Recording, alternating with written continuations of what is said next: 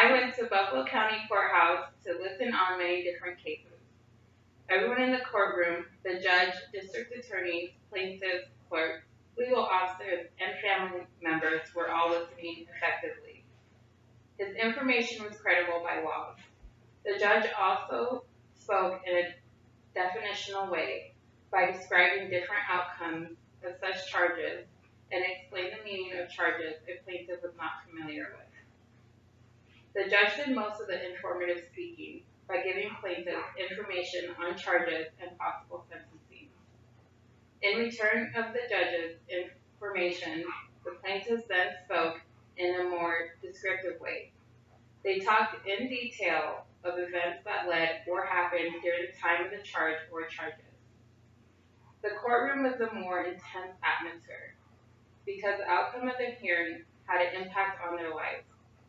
The judge's general purpose was to explain charges and set a date to move forward with sentencing or trial.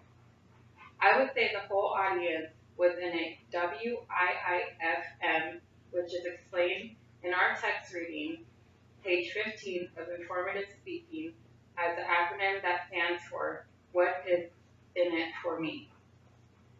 Everyone had to have a professional appearance and were very quiet and respectful while cases were being addressed.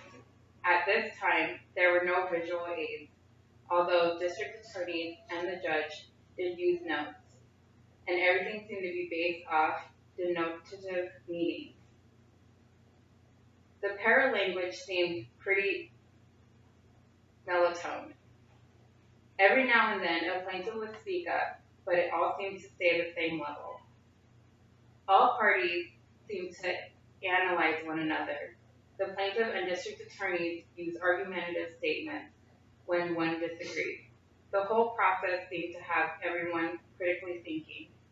If you go back on Chapter 6, Critical Thinking and Reasoning, many skills could be noticed, like evaluation, evidence, hearing, implying, induction, interpretation, listening, self-regulation, premise, and much more.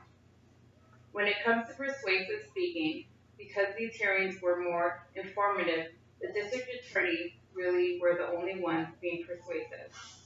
They used it when describing why one should be guilty. They used data and warrants for evidence. The plaintiffs could come across as hostile audience, but there still was identification between speakers and audience.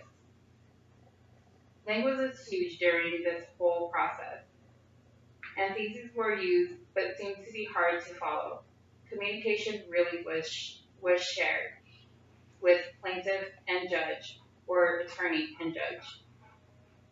Interpreters were provided if they were needed.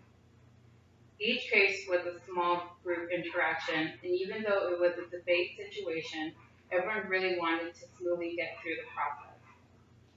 I would put the judge and district attorney as the people who use symposiums or stress relief of informative short speeches with questions from the audience afterwards. I knew courts would use a lot of what I learned during this course, although I was surprised that it covered everything that we covered in our textbook.